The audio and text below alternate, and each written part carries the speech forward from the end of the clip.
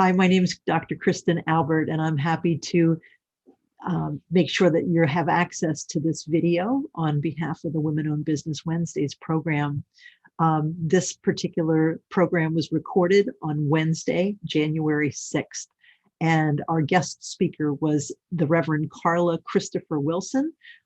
Pastor Wilson is a pastor, an associate pastor at the Lutheran Church, the Good Shepherd in Lancaster.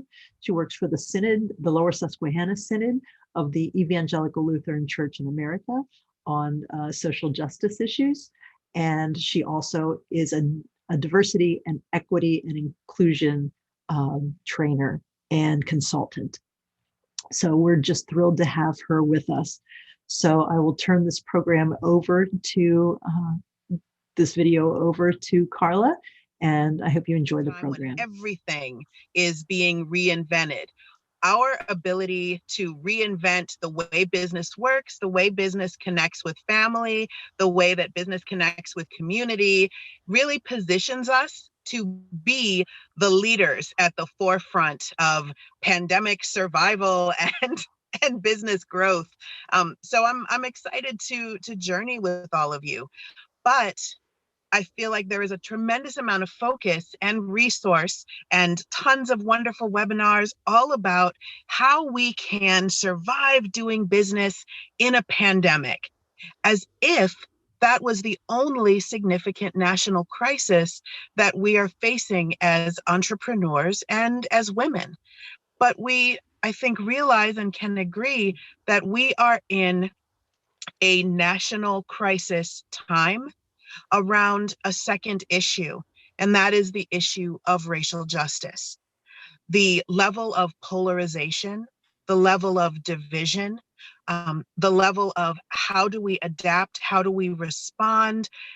Some of the emails and the calls that I get are people saying everything from, I'm just afraid to post anything on social media because it is such a contentious hotbed of different opinions and people. I don't want to cause harm. I don't want to traumatize or trigger anyone, but I just don't feel equipped to know what to say. And it's affecting my ability to engage online. It's affecting my marketing. It's affecting my putting out my blogs and creating writing and written materials to be able to help support my business. And especially when we are in primarily virtual environments, as I suspect many of you have already run into, misinterpreting what we say or coming across the wrong way can happen so much more quickly. And this is one area where we see the pandemic and the challenges around racial justice merging.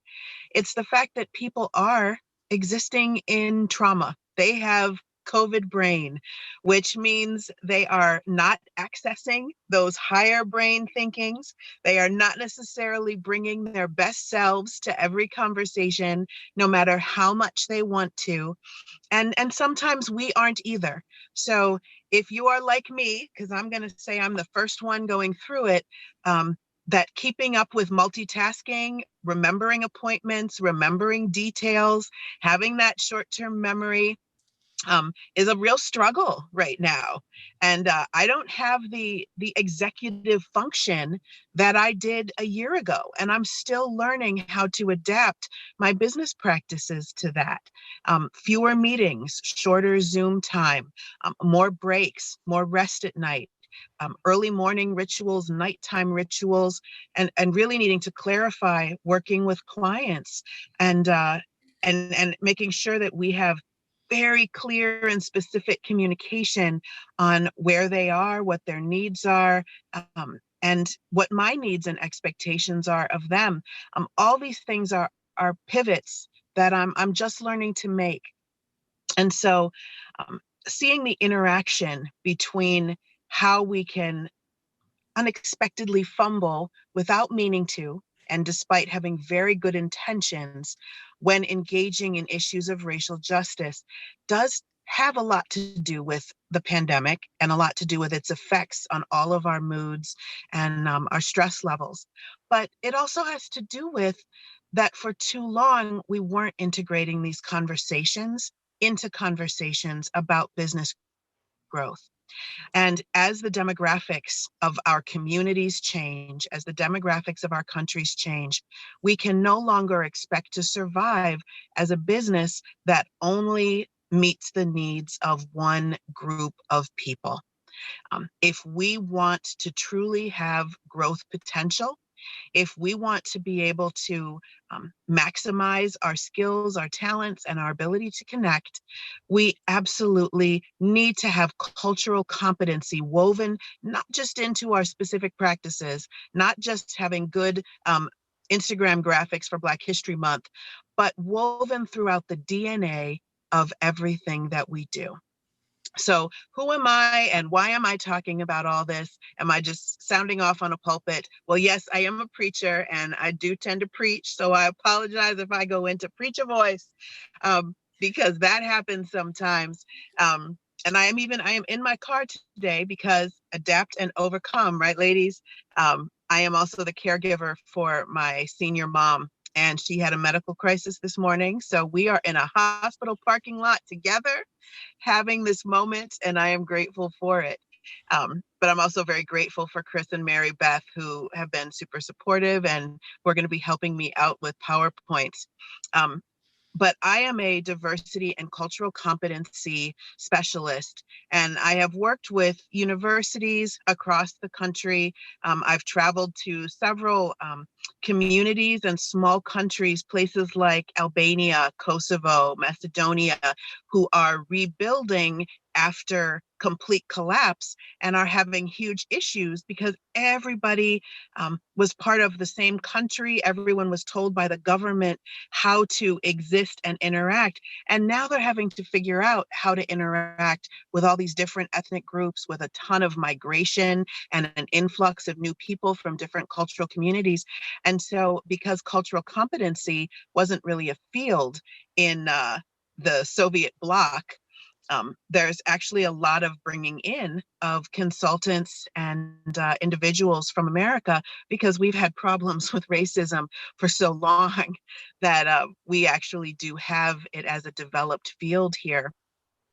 And so I've done a lot of work with different government entities across Europe and some in Central Africa. And then I have also worked a lot in York and Lancaster County, places like libraries, high schools, and a lot of nonprofit corporations. So places like the United Way of several different counties I've worked with. And so I want to take some of that best practice knowledge that we've discovered from things as significant as whole country governments and university systems and nonprofits and say, well, how can we take from their knowledge and wisdom and use that in our 1, 2, 3, 4, 5 person LLC to have that same kind of powerful impact. So I did compile a short presentation, just a few slides of best practice tips. You are more than welcome to screenshot, share, and I will absolutely have Chris forward this to all of you. You are welcome to have access to this PowerPoint and use and share it. And the only caveat that I offer is to say that in 30 minutes, we're clearly not going to address the issues of racism and cultural competency that we truly need. This is about a few tips to help you get started in your own self-directed learning and research, but we are dealing with hundreds of years of trauma, of injustice, of lack of communication, of challenges in our educational system. Um, we're relearning history and we're relearning how to interact with each other. And we have new members of our communities from different countries and backgrounds and cultures all the time. So this is a field that will constantly be shifting and changing. It's a body of knowledge that we will constantly need to be returning to adapt and to grow. And it is a challenging personal thing to say, wow, um, I was doing something that was hurtful, but I didn't mean to be, but I had really good intentions. But I have, Black family members or Hispanic spouses or adopted children.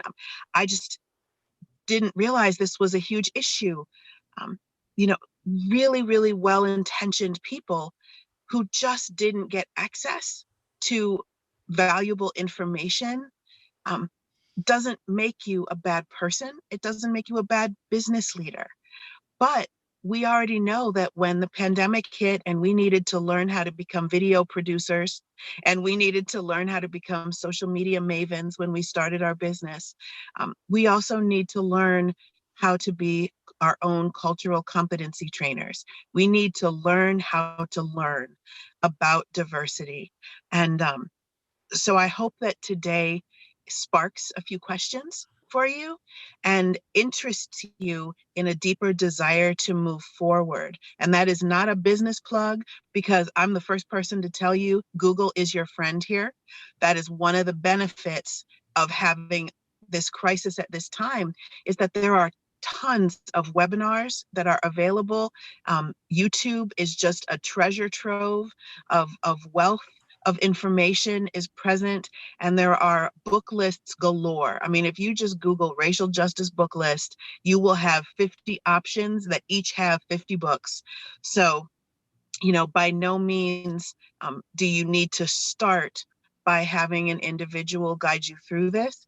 I would highly recommend that the best practice is to start doing some research. And then right as you start hitting that point of, oh my gosh, I'm overwhelmed, it's too much, that's when you reach out for help, because then you have a list of questions to ask and you can formulate some goals working with a consultant or a coach. But it's important to really start with that background research and knowledge.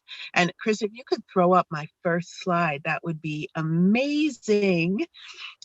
So here we go with just some of that knowledge. And I would absolutely love to hear all of your voices.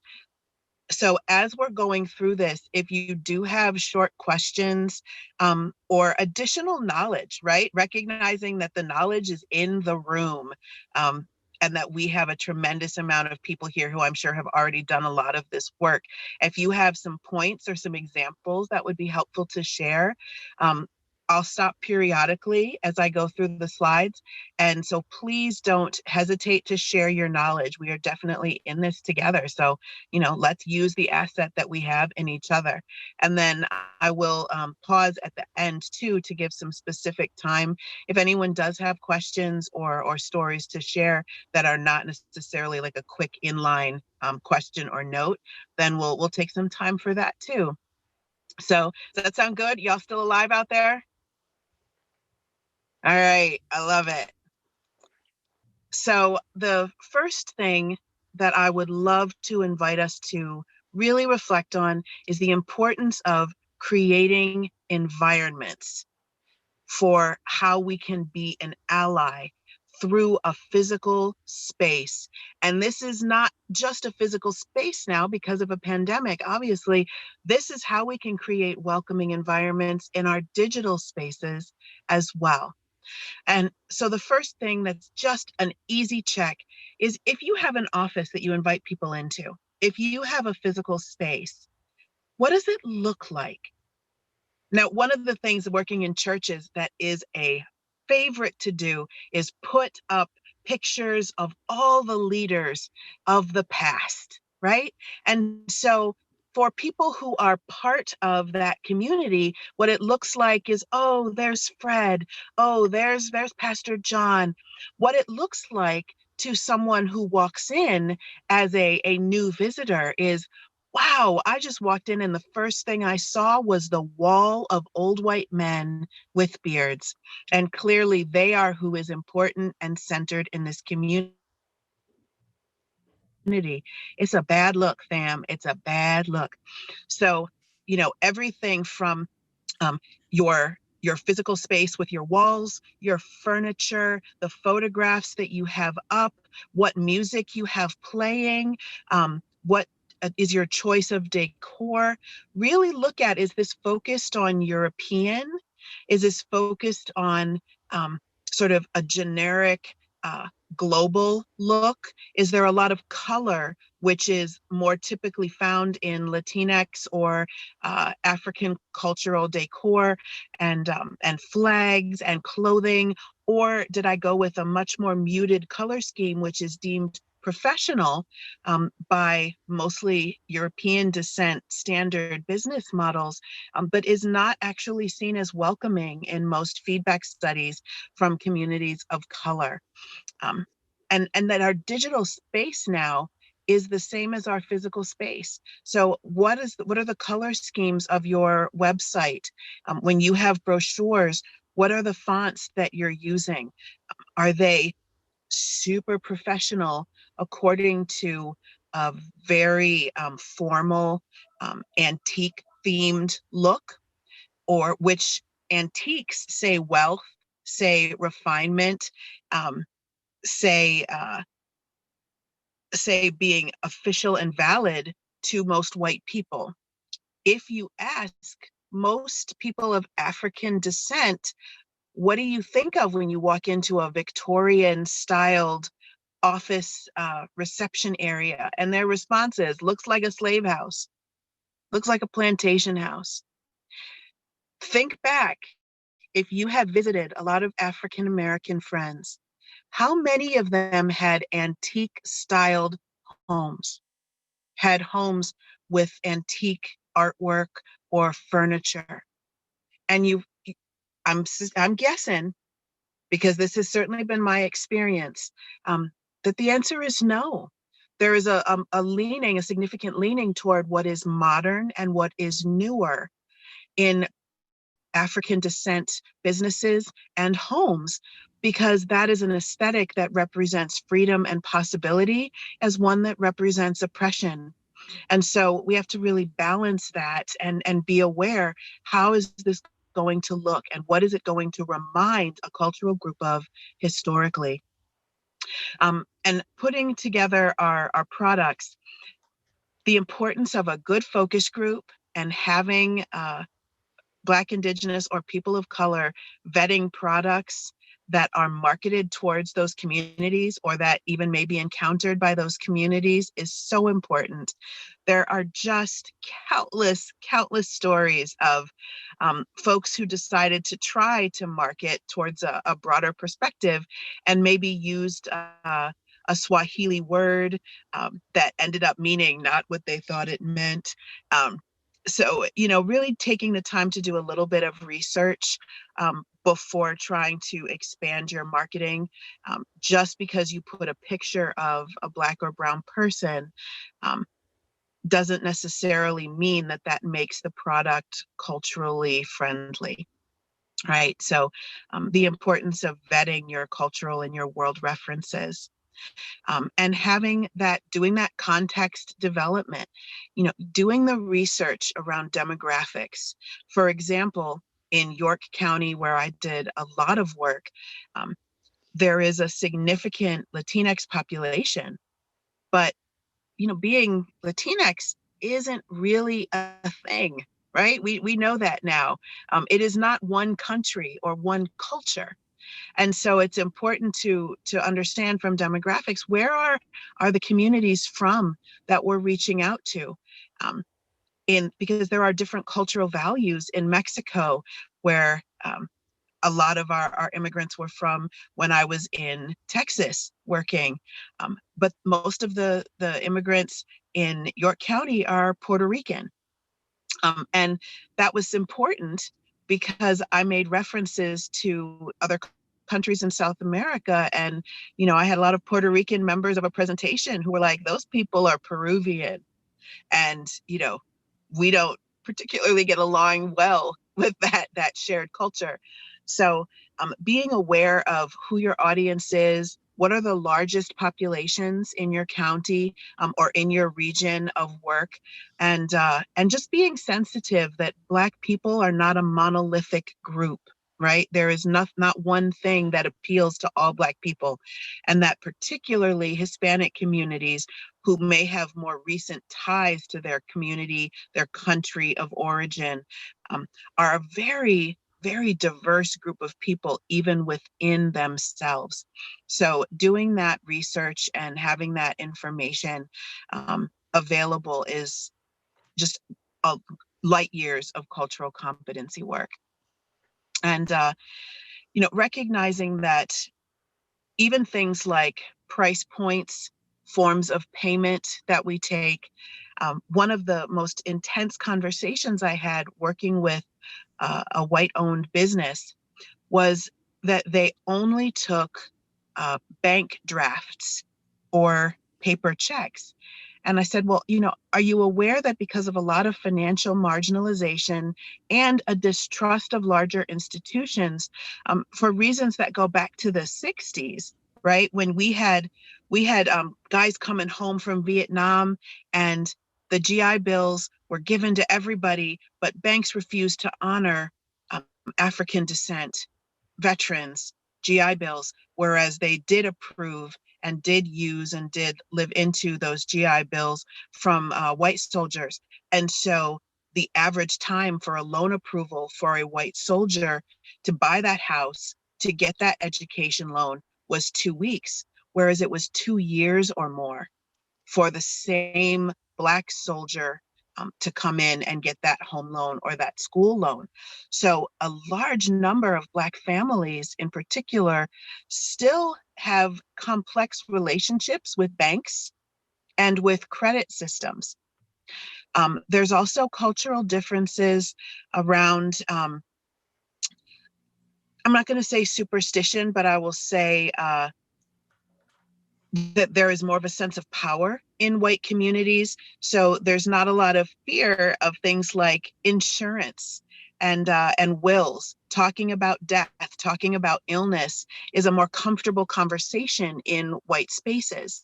Whereas talking in a Black space or a Latinx space about death, selling home insurance, selling life insurance, talking about wills and power of attorneys in communities that have not traditionally had access to healthcare, right? Those conversations can be deeply triggering. And many members of those communities are less likely to have already done that work of having, say, power of attorneys in place or wills in place. And so it's just very important to remember not to make assumptions that people may have certain credit scores, that people may have access to credit cards or even checking accounts and forms of electronic payment. If you can be more expansive and work with flexible things like PayPal or Cash App or Venmo, have as many ways to take payment, have as many methods to communicate as possible. That's not just about making it easier for people. That's also about being more culturally competent and recognizing that different communities have different levels of access to resource and have different traditions of trust. And so the more you can allow people to interact with you through trusted mediums, the more they are likely to view you as a trusted business professional. So that's just a very important way to build comfort and build trust from an early interaction. And so even things like, where do you place your ads? Are you placing an ad in a purely English newspaper, or are you also placing in the local community Spanish paper? Are you placing in the LGBTQ paper? Are you putting up flyers or sending things to Hispanic churches, community centers? Are you working through places with trust? So I'll pause right there. And I see Sharon has said she had a question, so go for it. In regard to, can you hear me? Yeah, absolutely. In regard to the flexibility around forms of payment, and I've seen this happen to somebody's detriment whenever they approach me and they say, hey, just in case you have bad credit, I have Cash App. Now, that person, I have said to them, because you assumed I have bad credit, I'm going to the next person. Mhm. So I Right? would That was shady as say, heck. Shady as heck. very shady. Wow. I would say, do you find that people will do a complete 180? When you say, hey, be flexible around that, they do a complete 180 and make assumptions. Do you find that often? I do find that that people can make a lot of assumptions, right? Because there are powerful Black and Brown entrepreneurs and business people leading the way with creative ways of building credit and investing in local business. Um, and so I think it's just important to offer things without qualifying them, right? That is just the worst, the worst business practice story I've heard in a while. Like, well, hey, if you have terrible credit, hey, you could use this Cash App. Um, I always use positive and affirming language. So things like, we recognize that you're busy individuals and we want to make sure that we are as accessible and user friendly as possible. We want to maximize your time. We know that you are out there changing the world, so we're going to make this as easy as possible for you. So if you'd like to use Cash App, PayPal, Venmo, um, mailing checks or money orders, we will absolutely be as flexible as you need us to be, because we are here to be of service. And just lifting up that respect. And every cultural group that I work with has different primary needs. Now and again, I hold this lightly because it changes a lot, right? But within, for example, Asian communities, there is a tradition, an appreciation for tradition that is very significant. And so asking about traditions and honoring those traditions is an excellent gateway for healthy conversation. Whereas when I'm working with Latinx folks, I look more about hospitality, because there's such an importance on welcome and hospitality. You know, I do not turn down the food no matter how full I am. And I do not start talking business until I greet everyone in the room. Usually some sort of, if it were in person, some sort of hug is involved. Um, and when I'm working with people of African descent, it's about respect. It's about, what has that culture been denied when integrating into American society? And have they had their traditions taken from them? Have they been denied basic human respect? Have they, had people trying to break up the large family group style that they're living in?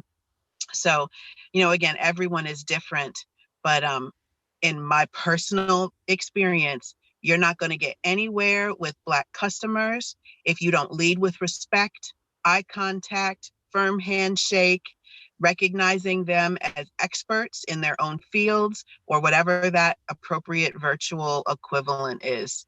And the assumptions are, they're just the worst thing, and they reveal a real lack of cultural competency. And once that trust is broken, like you said, I'm out. You got that one chance to make that first impression and you didn't show me respect, and therefore you just lost my business. And I would have done the same thing for sure. Mm. Does anyone else have thoughts, feedback, experiences, or stories around any of these things? I have a question. Yeah, please. So again, making price points accessible. I've had a sliding scale for my coaching for many years. But I've recently gone to some online offerings and services. Some of it I've put out there as pro bono in the beginning, of course, to get it started. But I also consider, I'm wondering if, scholarships, just even putting that note of scholarships available, is that making things accessible? Is that, do you know what I'm trying to say? Yeah, Is that absolutely. appropriate to just put the statement out there, scholarships available, just so that people know that? And my way, the reason why I provide the sliding scale for my coaching is because I recognize that not everyone can pay my hourly rate. But if I have someone that's motivated and wanting to engage in the coaching process and is, really wants to be part of this coaching relationship, I want it to be accessible to them. So I have that sliding scale. But I've been wondering about the scholarship idea and just having a conversation with people. What can you do? What would be comfortable for you? How can I make this accessible for you? And this is a particularly a hotbed conversation in communities of color, because there's a lot of trauma in communities, a lot of pain that still exists in communities around the not wonderful way that a lot of affirmative action programs were enacted. Mm-hmm. And so there was a lot of perception that by adding quotas and that it inspired bringing in folks that were being held to a different standard, right? The intention of affirmative action in the 80s and the 90s and even into the 2000s was the idea that there were plenty of qualified BIPOC individuals, Black, Indigenous, and people of color, who were not given opportunities because of bias against Black and Brown folks. And so by creating quotas, we made sure that at least a fraction of those highly qualified people were given opportunity and access. But the way that it was interpreted by the public is that, well, clearly we have to let you in just because you're Black and Brown, even if you're not as good. So that there were different standards for white people and Black and Brown people, whether it was schools, businesses, et cetera. And that was used as a weapon in conversation. And so one of the ways that you'll hear a lot of Black and Brown folks talk about microaggressions in the workplace and in schools is that they'll attend a fancy private school, and the first thing people will say is, oh, well, are you here from the Horizons Upward Bound program? Like there's just that immediate assumption that clearly you're not just a regular student. And in workplaces, are you here because of an employment retention target? And that was really weaponized against individuals. So I think one of the healthiest ways that we can create access points is creating some resources, right? And this is not just about racial justice and cultural competency. It's recognizing that all of the different cultures we work with, there's a lot of marginalized people. If we're talking about disabled culture, if we're talking about, working with women, as opposed to who are still making that same 70 cents on the dollar, right?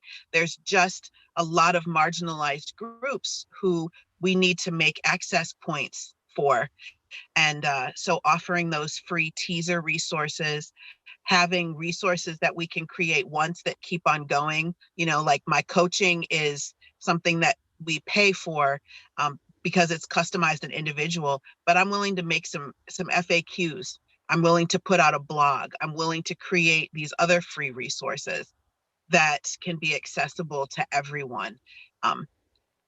And then there are some individuals who make the choice to say, as my reparations, I don't charge, or I charge differently for communities of color or for traditionally marginalized communities. And then there are other folks who say, I'm going to stay away from making racially grounded assumptions about anybody's economy or personal reality, and I'm just going to say, if you need support, ask me. And I love the language that you used. I want to work with highly motivated people, and so if you're passionate and motivated, talk to me and we'll work it out, right? So that doesn't have to be specifically about race. it can just be about kindness. And it can just be about the good business practices, because if you can find a highly motivated person to work with and you're kind to them, you just earned yourself a brand ambassador who is now going to be a member of your team, loyal to you for a really long time. And because there are so few people that really do mentor and support marginalized people, um, when someone pops up like that, the loyalty that that can inspire is significant.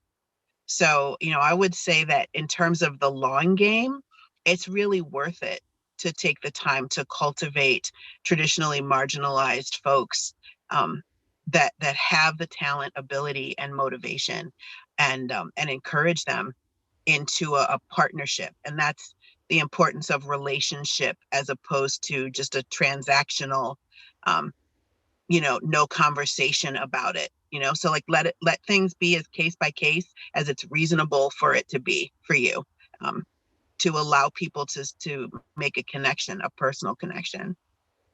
Thank you. So if we could swing to the next slide, that would be amazing.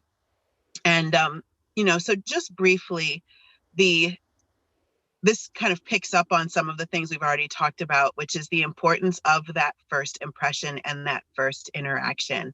And I mentioned about the importance of really showing respect with particularly people of African descent, but also recognizing the importance of hospitality, of tradition, and that really works across cultures.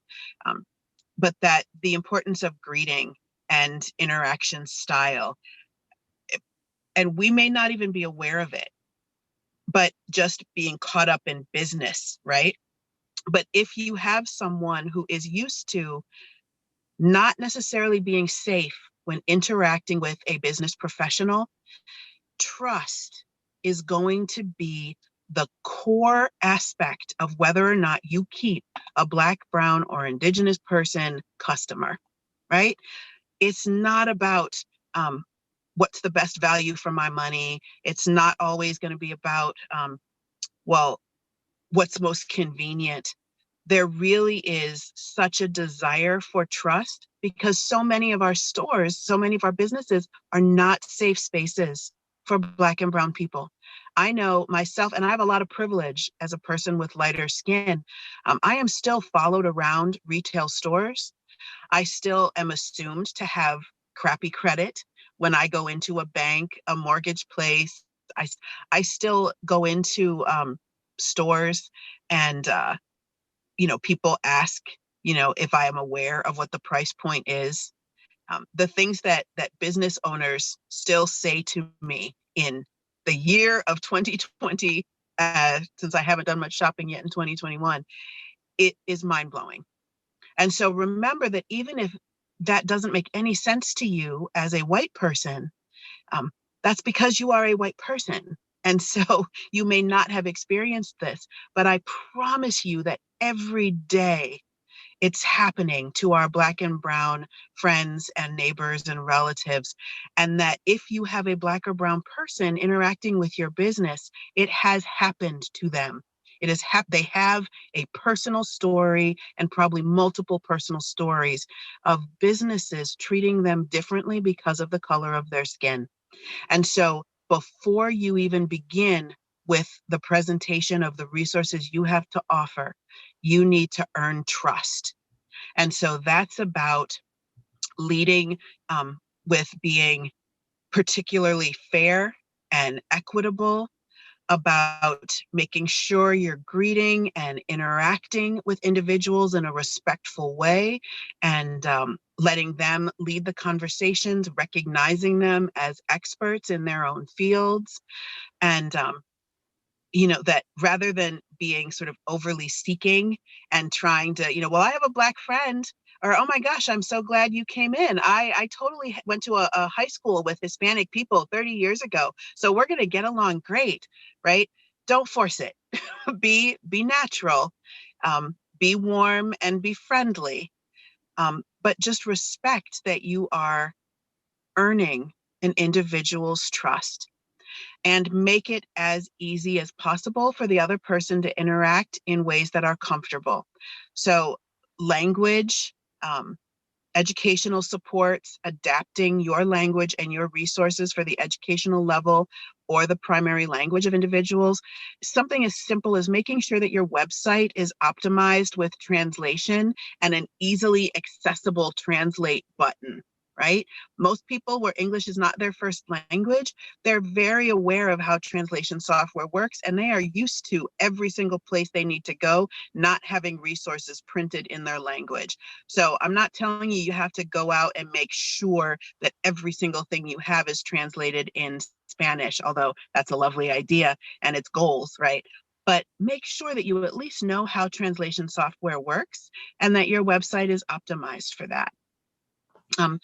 And the other thing to really look for is, where is the diversity in how you are putting your initial experience together, right? That customer service basic. Did you specifically ask if you have some trusted friends who are people of color that don't mind that? If you are putting together focus groups, are you making sure that your focus group is more diverse than just your immediate circle of friends? Have people go through your website. Have people go through your publicity materials. Have folks go through your constitution. If you have a nonprofit constitution, have folks look at your practices and say, is there something that jumps out? Is there a particular language that you used? And who are the people that are helping lead? Is it just customer facing folks? Do you just have maybe a Spanish speaking receptionist or an African American receptionist?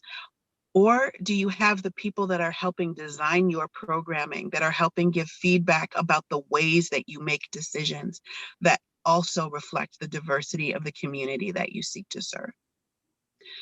Anyone have some thoughts or stories or questions around that?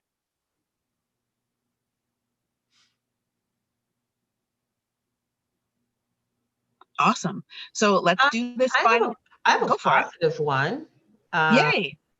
And this just, I think, is a testament to Mary Beth.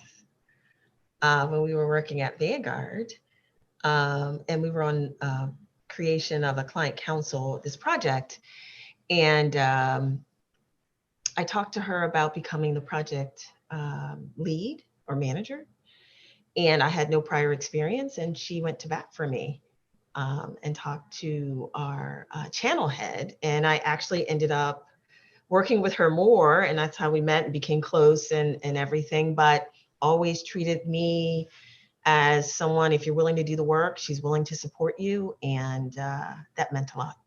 So thank you. Thank you, I Sharon. love it. I love it. And, the way that I, when Chris went from being somebody that I worked with to being tribe, was that there were some people that were coming for me on social media, just saying some things that were well-intentioned, I believe, but not culturally competent. They were offering their opinions about protesters and some of the racial tensions that were happening in the spring. And Chris showed up as an ally, and she just believed me when I said, well, this is my experience and this is what's happening in African descent communities, and this is where some of these feelings are coming from. And Chris believed me, and she spoke up, not in an attacking or offensive way, not in a way that shut down conversation, but she made sure that I wasn't the only voice in the conversation, feeling like, as the lone Black person speaking, that I had to carry all the weight of all of Black people forever on my shoulders alone. I knew that I had support and allyship and partnership. And then she also checked on me privately and was like, are you good? Is there anything that I can do? And that right there empowered me to go out and do so much more work, because I knew, okay, I don't have to have the resilience to get beat up constantly and be the only voice saying this stuff.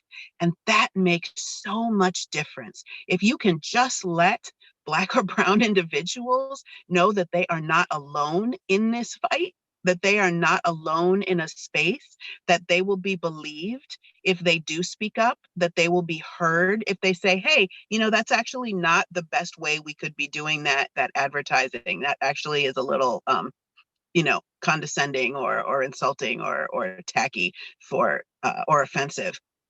They need to know that it's safe to say that.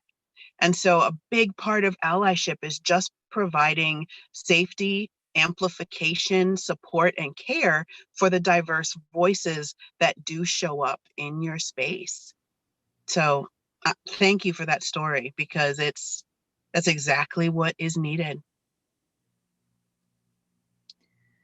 Carla, we want to So make sure if we can, I want you to make go sure for you it. also save time to share, to get your 5 minutes or so. Oh yeah, no, I So will.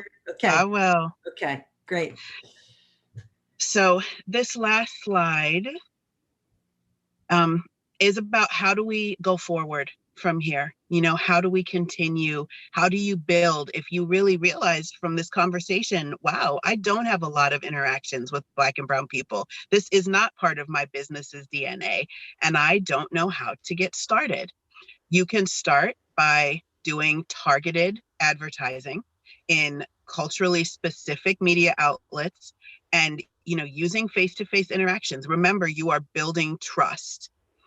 So it is important to, even attending Zooms, find a local NAACP chapter, a local Crispus Attucks Center, a local multicultural business day, festivals. And one of the things that's wonderful about multicultural communities is that, especially Black and Hispanic communities, almost every event, community festival, or fair has vendors. We love a vendor. So, start vending at the Hispanic Heritage event in your local park, right? You don't have to be Hispanic, and we can be afraid of being offensive, so we don't go into spaces that we're not of that culture. But that's how you build relationship. Black and brown people are the only Black and brown person in white spaces all the time. When a white person is willing to be one of the few white faces in a Black and brown space, it says a lot, and it sends a strong message. And if you actually take the time to find, is there a Spanish newspaper? Is there a local Spanish newspaper? Virtually every county or region has one.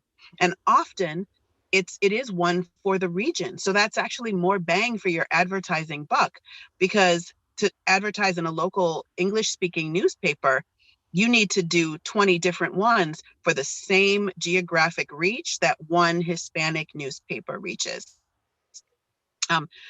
Making sure you're making space for continued contact.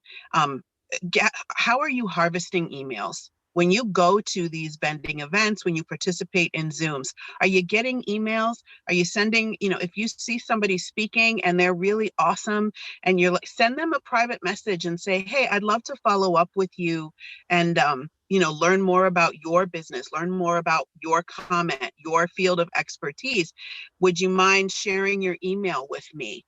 Right? Not leading with, I want to share my knowledge with you, but leading with, I would love to learn more about your valuable knowledge, and not in a way that I want free services from you, or that I expect you to be my cultural competency coach for free, but that I just want to affirm and offer you celebration, and then send a thank you email.